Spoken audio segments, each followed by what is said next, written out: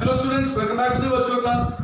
In economics, we have started understanding about the chapter number 5 and the chapter number 5 is all about the production cost and the concept of revenue. આ ચેપ્ટરની જ્યારે શરૂઆત થઈ ત્યારે guys મેં તમને વાત કરેલી કે આપણે આ ચેપ્ટરમાં સમજવાના છીએ કે પ્રોડક્શન કોસ્ટ કઈ રીતે ડિફાઇન થાય છે.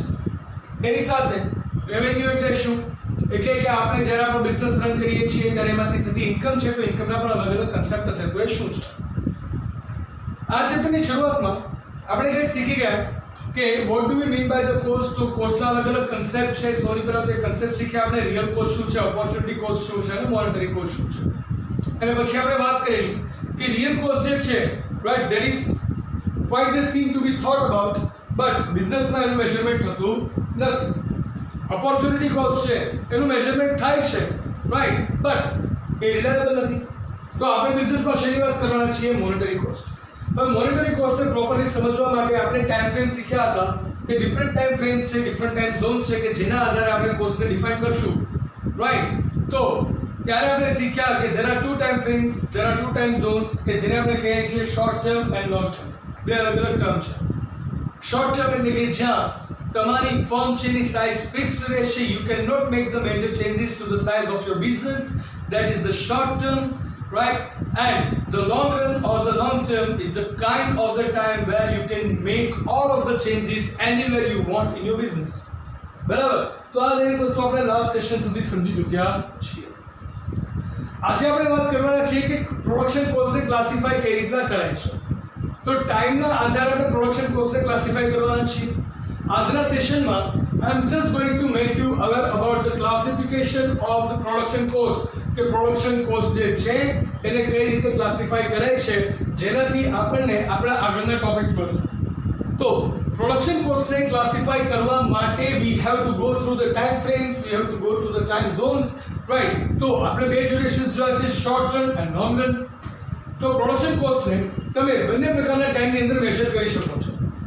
Short run production cost and the long run production cost. સૌથી પહેલા શોર્ટ રન ડિટેલમાં છે તો લોંગ રન પહેલા સમજી લઈએ. શોર્ટમાં લોંગ રન પ્રોડક્શન કોસ્ટ એટલે કે સૌથી પહેલા લોંગ રન એટલે શું એ થોડું રિવાઇઝ કરી લઈએ. Long run or the long term is kind of the time where you get real enough time to make any of the changes you want in your business. આ time frame એવી છે કે જેમાં તમે તમારા બિઝનેસને ધારો એટલા ચેન્જીસ કરી શકો. તમે બિઝનેસનું ફોર્મ ચેન્જ કરી શકો છો, તમે બિઝનેસનું ટાઈપ ચેન્જ કરી શકો છો, તમે તમારો જે બિઝનેસ છે બરાબર એની ટેકનિક ચેન્જ કરી શકો છો, એની સાઇઝ ચેન્જ કરી શકો છો, એના એમ્પ્લોઈઝ ચેન્જ કરી શકો છો, ટેકનોલોજીસમાં ચેન્જીસ લાવી શકો, મશીનરી બદલાવી શકો છો, નવી મશીન્સ ઇન્સ્ટોલ કરી શકો છો. You can make all the changes you want in your own business. તો એને આપણે લોંગ રન પ્રોડક્શન કોસ્ટ તરીકે ઓળખવાના છીએ right. Long run production cost માટે મેં તમને એક વાત કરેલી કે all the cost are variable but એની માટે પહેલાં મારે તમને સમજાવવું પડશે કે વેરિયેબલ કોસ્ટ શું છે. તો ના લોંગ રન પ્રોડક્શન કોસ્ટ શું છે આપણે જોયું કે પ્રોડક્શનની અંદર જે અલગ અલગ કોસ્ટ આવશે જે લાંબા ગાળે આપણને ફેસ થશે એને લોંગ રન પ્રોડક્શન કોસ્ટ કહેવાય. બટ ત્યાં આવતા પહેલાં આપણે જરા આ બાજુ આવી જઈએ પછી ફરીથી આપણે ત્યાં જશું. તો અહીંયા આપણે સમજવાના છીએ શોર્ટ રન પ્રોડક્શન કોસ્ટ એટલે કે શોર્ટ રન જ્યારે ટાઈમ હોય કે હવે શોર્ટ રન એટલે શું એ પહેલાં યાદ કરી લઈએ. So short run is the kind of the time frame, is the kind of the time period when you cannot make proper changes into the business. તમારા બિઝનેસના ફોર્મમાં તમે ચેન્જ નહીં કરી શકો, બિઝનેસની સાઇઝમાં ચેન્જ નહીં કરી શકો, તમે નવા મશીનરીઝ પરચેઝ નહીં કરી શકો, નવા માણસોને નવા લેબરને એમ્પ્લોય નહીં કરી શકો. ધેટ મીન્સ તમારા બિઝનેસની સાઇઝ જે છે ફિક્સ રહેશે. તો ત્યાં તમારે તમારા પ્રોડક્શનમાં ઇન્ક્રીઝ કરવું હોય તો you can use your spare capacity. એનાથી વધારે તમે કશું જ વધારે યુઝ ના કરી શકો. તમારી 100% કેપેસિટીનો યુઝ કરીને જે મેક્સિમમ પ્રોડક્શન તમે મેળવી શકો બરાબર that is the short run. તો શોર્ટ રનની અંદર size of the business same છે, નંબર ઓફ એમ્પ્લોઈઝ સેમ છે બરાબર. તો હવે short run production cost means what કે શોર્ટ રનની અંદર કોઈ એક ફિક્સ ટાઈમ ફ્રેમ છે કે જેમાં એવરીથિંગ ઇઝ ફિક્સ્ડ. તો ત્યાં પ્રોડક્શન કોસ્ટ જે છે ટુ ટાઈપ્સમાં સ્પેર થાય છે. The one is going to be the fixed cost and the second is going to be the variable cost. Now, the fixed cost એટલે એવી cost કે which are fixed in all the manners, in the real manner these are fixed. સે for example તમારી પાસે factory shade છે એનું તમે rent pay કરો છો, તમે એક લેન્ડ ઉપર વર્ક કરો છો, લેન્ડનું રેન્ટ પે કરો છો, it is going to be fixed, right, એમાં ચેન્જ નહીં થાય. એના સિવાયની વાત કરીએ, બરાબર, તો તમારી પાસે જે સ્ટાફ છે, જે એડમિનિસ્ટ્રેટિવ વર્ક સંભાળે છે, that means the office staff, બરાબર, not the production staff but office staff, કે જે લોકોને તો આવવાનું જ હોય, પ્રોડક્શન ચાલુ હોય કે બંધ હોય પણ એ લોકોને આવવાનું જ હોય, તો એ લોકોના સેલરી છે ફિક્સ છે, એડમિનિસ્ટ્રેટિવ એક્સપેન્સીસ છે ફિક્સ છે. તો એવા દરેક એક્સપેન્સ કે જેમાં પ્રોડક્શન ચાલુ છે કે નથી પણ એ એક્સપેન્સ તો પે કરવાના જ છે, રાઈટ. ડેપ્રિસિએશન છે, વેધર તમે મશીન યુઝ કરો કે ના કરો, એના જેટલા યર્સ થશે એનું ડેપ્રિસિએશન તો કાઉન્ટ થશે જ, તો એ બધું જ ફિક્સ કોસ્ટમાં આવશે, બરાબર.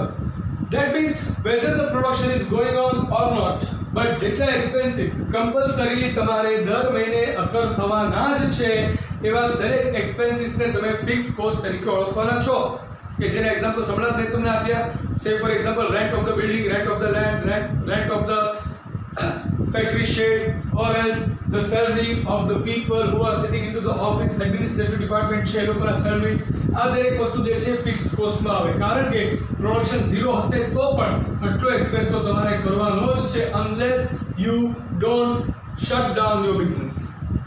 જો તમે તમારો બિઝનેસ બંધ નહીં કરો તો પ્રોડક્શન બંધ હશે તો પણ આટલી કોસ્ટ તો તમારે પે કરવાની આવશે જ. તમે લોન લીધેલી છે તો લોન પર જે ઇન્ટરેસ્ટ છે, પ્રોડક્શન ચાલુ હશે તો પે થશે, પણ પ્રોડક્શન બંધ હોય તો બેંક તમને એવું કહેવા નહીં આવે કે તમારું પ્રોડક્શન બંધ છે તો પછી રહેવા દો, હમણાં તમે રેન્ટ પે ના કરશો, રાઈટ, તમે ઇન્ટરેસ્ટ પે ના કરશો, તમે એનો ઈએમઆઈ ના આપશો, યુ હેવ ટુ પે. તો આ દરેક વસ્તુને આપણે ફિક્સ કોસ્ટ કહીએ છીએ. તો ફિક્સ કોસ્ટમાંથી નવો કન્સેપ્ટ આવે છે એવરેજ ફિક્સ કોસ્ટ. તો હવે અહીંયા આપણા માટે ક્વેશ્ચન આવે કે average fix cost means vote. Average fix cost જે છે એ તો આપણે જ્યારે સમજશું ત્યારે તો તમને ડિટેલમાં સમજાવીશું જ, કાલથી આપણે એ સમજવાનું ચાલુ કરવાનું છે. બટ તેમ છતાં average fix cost means total fix cost divide by number of units produced.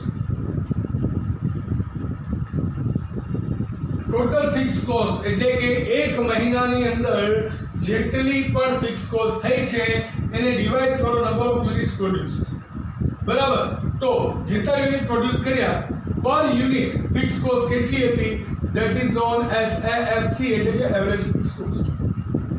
Production તમે જેટલા યુનિટનું કર્યું છે એ યુનિટના પ્રોડક્શન માટે તમે ટોટલ ફિક્સ કોસ્ટ કેટલી પે કરી, પહેલા તો એ કાઉન્ટ કરી દો, પછી પર યુનિટ કોસ્ટ કેટલી એટલે કે નંબર ઓફ યુનિટ્સથી ડિવાઇડ કરો તો પર યુનિટ કોસ્ટ મળે, જેને તમે એવરેજ ફિક્સ કોસ્ટ તરીકે કહેશો. તો બેઝિક મીનિંગ છે ફિક્સ કોસ્ટ મીન્સ વોટ, કે જે કોસ્ટ પ્રોડક્શન હોય કે ના હોય બટ જે કોસ્ટ ફિક્સ લાગવાની જ છે, right, it is same all the time. ચાહે તમે 1000 યુનિટ્સ પ્રોડ્યુસ કરો કે 0 યુનિટ્સનું પ્રોડક્શન હોય કે 200 યુનિટ્સનું પ્રોડક્શન હોય, ફિક્સ કોસ્ટ સેમ જ રહેવાની છે. તો એનો બેઝિક મીનિંગ એવો પણ થાય કે જેટલું નંબર ઓફ યુનિટ્સનું પ્રોડક્શન વધારે એટલી ફિક્સ કોસ્ટ તમારી એવરેજમાં ઓછી થતી જાય, અને જેટલું પ્રોડક્શન ઓછું એટલી એવરેજ ફિક્સ કોસ્ટ તમારી પર યુનિટ વધતી જશે, right. So that was the fix cost and average fix cost. પછી બીજું આવે છે variable cost. Variable cost means vote? Variable cost એટલે કે પ્રોડક્શનની સાથે જે કોસ્ટ યુઝ થાય છે. સે ફોર એક્ઝામ્પલ મશીન્સ તમારા ડીઝલથી ચાલે છે તો જેટલું પ્રોડક્શન વધારે એટલો ડીઝલનો વધારે યુઝ થશે, પ્રોડક્શન નહીં હોય, બરાબર, પ્રોડક્શન ઝીરો હશે તો ડીઝલનો યુસેજ પણ ઝીરો જોવાનો છે, રાઈટ. એટલે કે નંબર ઓફ યુનિટ્સ પ્રોડ્યુસની સાથે જે કોસ્ટ ચેન્જ થાય છે એને વેરિયેબલ કોસ્ટ કહેવાય. મેં બહુ ઇઝી એક્ઝામ્પલ તમને આપ્યું. એની સિવાય ચલો વાત કરીએ કે લેબર, રાઈટ. હવે લેબર છે એને તમે કોન્ટ્રાક્ચ્યુઅલ બેઝ ઉપર લાવ્યા હો કે તમે જેટલું પ્રોડક્શન કરો એના બેઝ ઉપર તમને એક્સપેન્સ મળશે, બરાબર, એના બેઝ ઉપર તમને રેમ્યુનરેશન મળશે. તો જેટલું પ્રોડક્શન વધારે એટલું લેબરની કોસ્ટ વધારે, જેટલું પ્રોડક્શન ઓછું એટલું લેબરની કોસ્ટ ઓછી, તો એને આપણે વેરિયેબલ કોસ્ટ કહીએ. તો એની ઉપરથી કન્સેપ્ટ આવે છે એવરેજ વેરિયેબલ કોસ્ટ એટલે કે પર યુનિટ વેરિયેબલ કોસ્ટ કેટલી. તો અહીંયા હું એવું લખી શકું total variable cost divided by number of units produced, that is known as the average variable cost, right. તો total fixed cost અને average fixed cost શું છે સમજાઈ ગયું.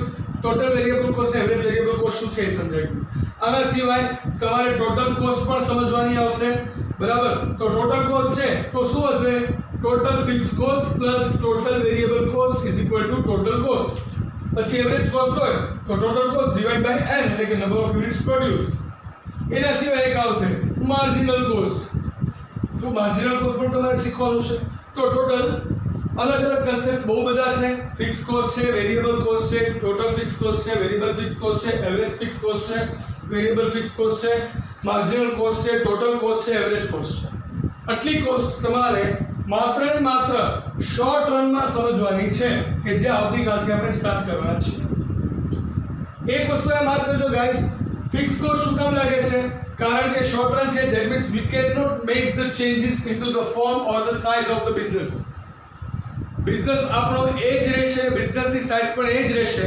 તમે એક નવું મશીન પણ તમે બિઝનેસમાં એડ કરી શકતા નથી, બરાબર? ત્યારે ફિક્સ કોસ્ટ એ વેરિયેબલ કોસ્ટ બને છે. જ્યારે લોંગ રન પ્રોડક્શન કોસ્ટ હોય તો ત્યારે all the cost are the variable cost. જે મેં ગઈકાલે નીચે લખ્યું હતું, લોંગ રન જ્યારે છે તો એમાં દરેક પ્રકારની જે કોસ્ટ છે વેરિયેબલ જ છે. શું કામ? કારણ કે number of the employees can be change, size of the business can be change, right, form of the business can be change. તો જેમ જેમ આથી માનો લોંગ રન એટલે કે 5 વર્ષ પછી 5 વર્ષમાં તમે નવી ફેક્ટરી બનાવી તો તમારી ફિક્સ કોસ્ટ છે એ ઓલમોસ્ટ ડબલ થઈ જાય. શું કામ? કારણ કે પહેલી ફેક્ટરીમાં જેટલા એડમિનિસ્ટ્રેટિવ સ્ટાફ હતો એટલો તમારી બીજી ફેક્ટરીમાં પણ જોશે. તો જ્યારે તમે same business type, same business સાઇઝની અંદર બિઝનેસને મેજર કરો છો તો એ શોર્ટ રન કહેવાશે. પણ જ્યારે તમે બિટવીન ધ ડિકેડ્સ જ્યારે કમ્પેર કરો છો કે આથી 10 વર્ષ પહેલા બિઝનેસ કેવો હતો તો એના કરતાં અત્યારે બિઝનેસની સાઇઝ ને ફોર્મ ચેન્જ થઈ જ ગયા છીએ, તો ત્યાંની ફિક્સ કોસ્ટ પણ અત્યારે વેરી થઈ ગઈ હશે. That's why it is said that all cost are variable cost in the long run, right? So that is the thing you needed to be understood in today's session. In the next session guys, I am going to start with the fixed cost, right? And we are going to see all of them into the diagram.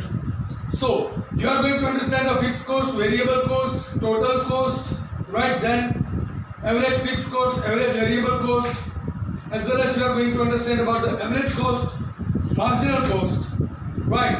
And these are going to be the different costs you need to understand, right? So from tomorrow onwards we are going to start understanding all of them. So that is all for today's session guys. I hope you guys are quite clear with all of the things I have made you understood for today. I'll see you in the next session with the total cost and variable cost. Till then, it is time to ask for your leave. So goodbye, take care, have a nice time, stay home, stay safe, keep making notes. Thank you.